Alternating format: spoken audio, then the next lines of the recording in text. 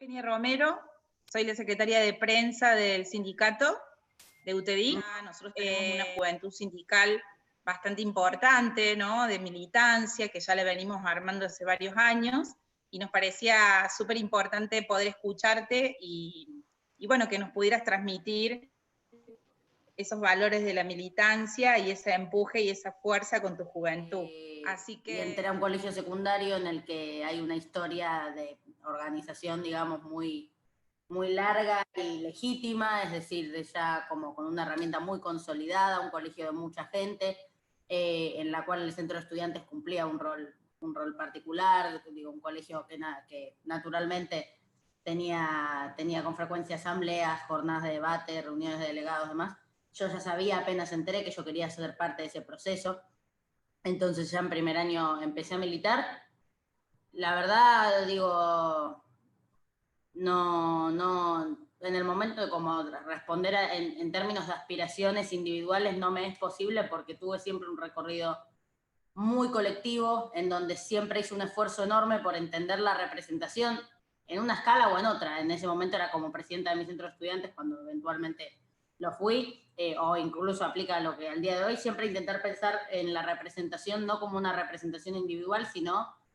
como uno de los tantos roles que se cumple, que hay dentro de los movimientos, en el cual algunos tenemos la tarea de ser parte de debates colectivos y definiciones colectivas, en las que nos toque poner la cara o ser vocería de ese proceso. Bueno, yo siempre lo que hacía, como de estar todo el día ahí militando en el colegio, etcétera,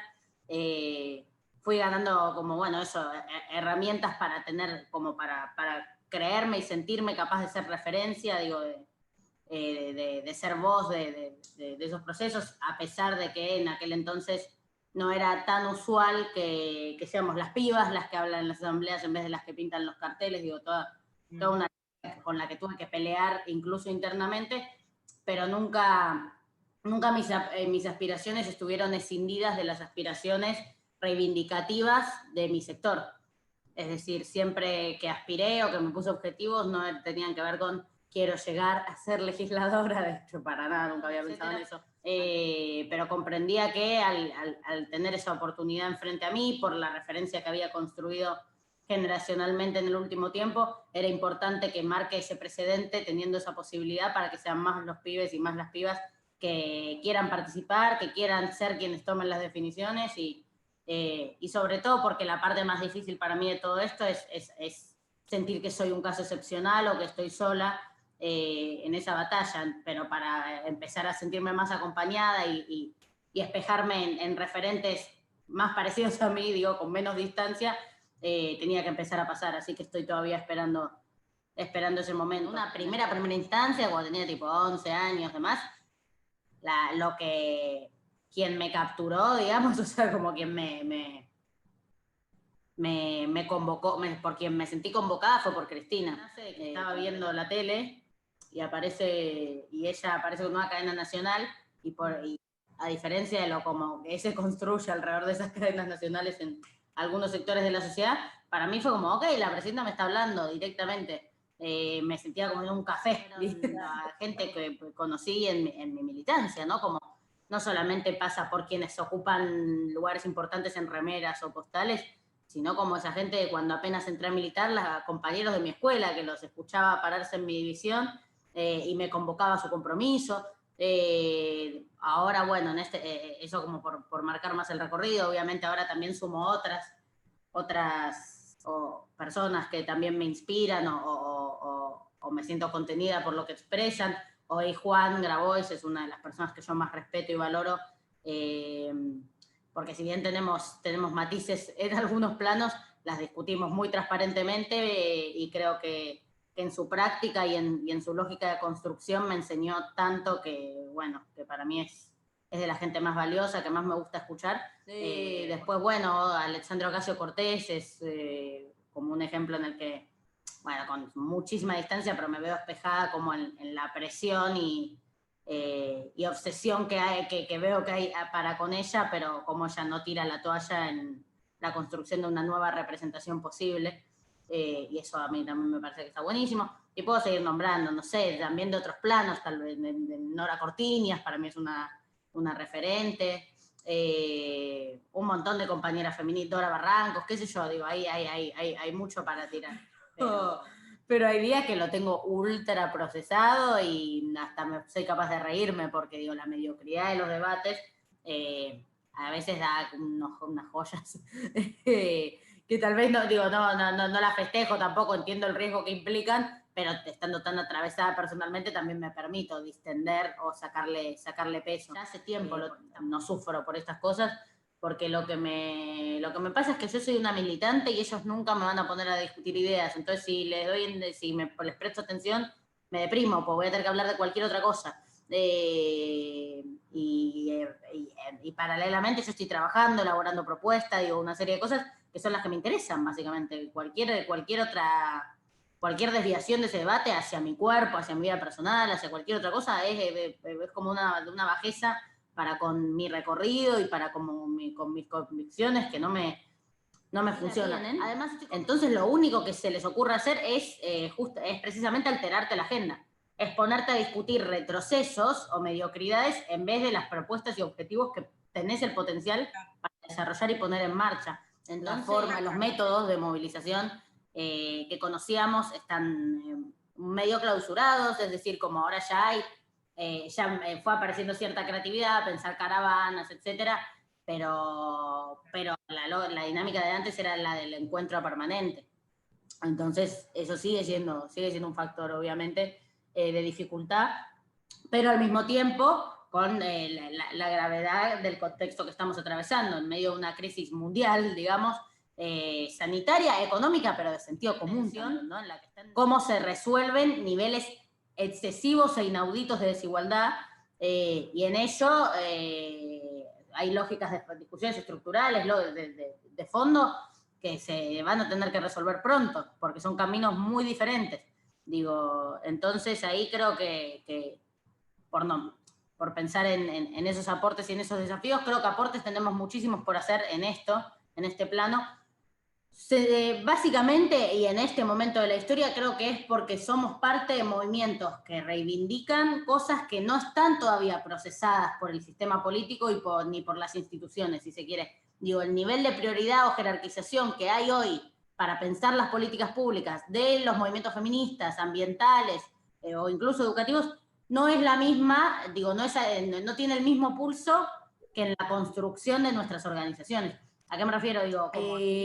así como también tenemos la ley de manejo de fuego y podemos decir gran noticia, pero tenemos que pensar en, además, inmediatamente una ley de humedales, tenemos que pensar inmediatamente en una actualización de la ley de bosques y tenemos que pensar a largo plazo cómo cambiamos un sistema que está ordenado en función de aumentar los bolsillos de quienes monopolizan ese modelo productivo para que pase a estar pensado en función de satisfacer necesidades y que entonces no sea, que lo imprescindible no sea aumentar la productividad a costa de la flora y la fauna de los lugares, de las comunidades rurales que habitan, llenándolas de agrotóxicos, químicos, etcétera, sino que por el contrario se piensa en cómo alimentar y alimentar bien, ¿no? Entonces, así como también si vemos el impuesto a las grandes fortunas, bajo mi concepción, es una gran noticia porque pone sobre la mesa algo que creo fundamental, que es que no se puede discutir la pobreza sin discutir la riqueza, digo, si no, simplemente estamos rodeados de villanos, pero creo que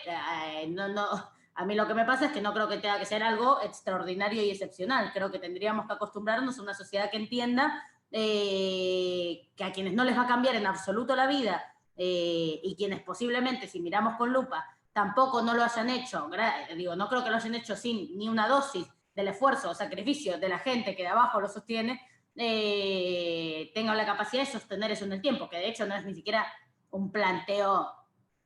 soviético, digo, es un planteo que hasta ya han asimilado muchísimos países que esta gente que se niega el impuesto a las grandes fortunas admira. Entonces, digo, cosas que para hacer un punteo rápido, pero creo que si bien veo que hay como que se va ganando y hay un terreno fértil para un montón de cosas, el aporte particular que podemos hacer es el de darle profundidad a esas transformaciones, que de hecho no creo que todo este paquete de medidas haya sido posible si la juventud en buena parte de ellas no iba sembrando la necesidad de ese camino, iba ganándolo a nivel sociedad o a nivel civil, si se quiere. Que hay que pelearla, digo que hay que entender que el espacio que hemos ganado en la agenda pública y política de la Argentina, de la región y del mundo en el último tiempo no fue casualidad ni magia, es decir, nadie esperaba que un sistema de opresión perpetrado durante siglos, con,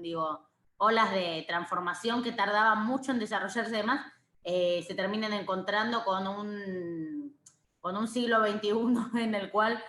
pudimos empezar a rápidamente organizarnos, generar masividad, generar confianza en nuestro proceso, y entonces empezar a pelear y ganar transformaciones tan elementales. Así que creo que ahí hay que tener cuidado con no comernos el amague, de que nos llamen para la foto pero no para la rosca, de que se saquen una foto con un cartel, pero después, en el caso de los medios de comunicación, que digan esto es terrible, pero después, reproduzcan las mismas lógicas o cuenten mal los casos o entren en la lógica del morbo. Es difícil ejemplificar con todo los ejemplos que hay para hacer, pero tenemos un potencial enorme en este momento, a decir verdad, y tenemos que ocuparnos de no desperdiciarlo, de no contentarnos con migajas que obviamente ya llegan porque se mueve el parámetro de la corrección política, si se quiere, pero no aparece necesariamente en el pleno de la sociedad el compromiso real para cambiarlo. Nosotras sí lo tenemos, entonces creo que hay que confiar en esa fuerza y seguirla empujando, no agotarse y algo que últimamente viene pasando mucho. Yo no creo que el feminismo sea una cuento infantil o romántica al que vamos todas de la mano y como somos feministas no tenemos diferencias, no tenemos debates complejos, tensiones. Somos un movimiento político y como cualquier otro hay corrientes de ideas, hay puntos de diferencia y demás, pero tenemos que tener cuidado con que eso no nos haga, como a veces también por este año haber tenido menos encuentro y demás, dedicarnos como al escarnio de esas diferencias y a la delimitación política para con las que construyen desde una larga, si bien son debates que creo que son importantes, pero van a valer la pena en tanto y en cuanto no quiebren los acuerdos y los gritos más importantes que pudimos ir consolidando. Así que espero que cuando podamos volver a tener un encuentro plurinacional de lesbianas, mujeres, travestis y trans, que cuando volvamos a tener una marcha de Ni Una Menos, cuando volvamos a tener una marcha del 8 de marzo, nuestras consignas sean cada vez más fuertes, más punzantes y por supuesto que alcancen lo más rápido posible las transformaciones que deseamos. La expectativa o el parámetro de como lo que es potestad o capacidad del gobierno de la ciudad para la propia ciudadanía. A mí me da esa sensación, como que tanto tiempo de asociar las jurisprudencias de una manera particular hace que esperes menos también, ¿no? Nosotros venimos criticando cómo el gobierno de la ciudad durante la pandemia descansó en las ATP y las IFES nacionales, no tuvo ningún tipo de programa de contención para los comercios de la ciudad, ni ningún tipo de iniciativa propia en ese aspecto, y lo decimos, ¿no? Se hizo unas placas a Twitter, yo qué sé, pero la gente sí, para mí no sé, si tiene reproches para hacer en ese plano, se los va a hacer al gobierno nacional. Cuando la ciudad, que además está dotadísima de recursos, podría llevarlo adelante de esa manera. El tema es que la lógica que impera y las prioridades en cómo están ordenadas van por otro camino. Entonces, ahí hay algo. El inmenso blindaje mediático obviamente es una complicación que es difícil, pues no se excede. Es literalmente, quienes tenemos la posibilidad de sentarnos en un canal de televisión, lo que sea, empezás a hablar de la reta y te cambian de tema. O sea, te cambian. Dicen como, sí, bueno, y cómo de tal otra cosa. Como soy legisladora de la ciudad, por favor, déjame. Pero de verdad es como, es una clara complicación, porque la única manera que vos tenés de acceder al resto de la gente, o sea, solo podés acceder a la gente que se dispone a acercarte a vos o no te pone a vos una barrera. Pero yo creo que hay un montón de gente que los vota a ellos, con los que yo debo comulgar muy poco ideológicamente, pero que podrían tener una mirada crítica de muchas de las cosas que se llevan adelante en la ciudad, pero no tienen acceso a esa información. Yo no pienso que es porque son todos una mierda los ciudadanos de Buenos Aires. La verdad no creo, o elijo no pensar eso. Me parece que por el contrario nos han acostumbrado a una forma de gobierno que tiene muy mal ordenadas las prioridades, que está mediada por como un relato aspiracional de ser una gran ciudad de manera abstracta o estética, pero sin tener políticas de acceso a la vivienda para toda la población, de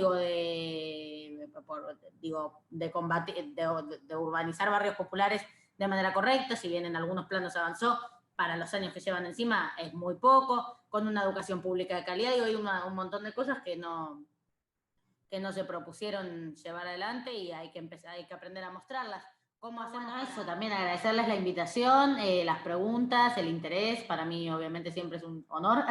pero bueno, más que, no sé si tengo una gran arenga para hacer, pero agradecerles por organizarse, por juntarse, por confiar en que las transformaciones se llevan adelante de forma colectiva, por confiar en que la historia no empieza cuando entramos y que entonces hay que aprovechar las herramientas que nos han dejado las peleas de las generaciones anteriores para hacernos más fuertes y para pensar cuáles serán entonces nuestras nuevas peleas. Así que no mucho más. Yo confío muchísimo en los procesos que venimos llevando adelante. Soy muy optimista, así que si cuento con mucha gente como ustedes, que les dedica, en este caso, ¿qué día es hoy? Miércoles, un miércoles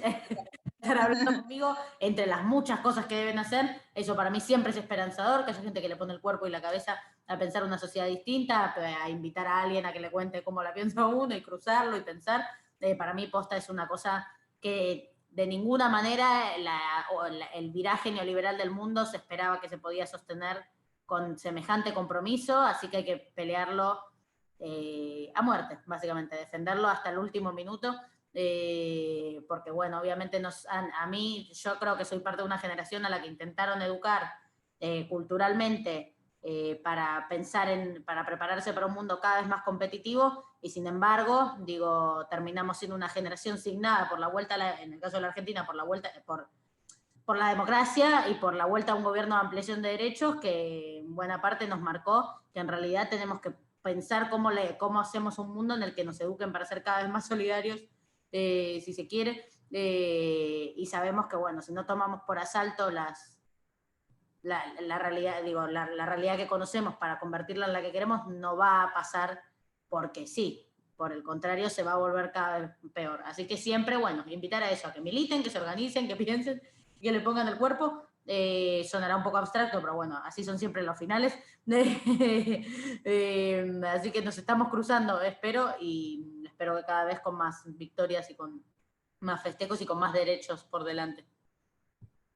Así es. Bueno, muchísimas gracias, Ofelia, hermosas tus palabras. Lo tomamos de corazón y vamos a tratar de transmitirlo en esta entrevista para que llegue esta calidez que vos tenés al transmitir en la revista también, en la nota escrita.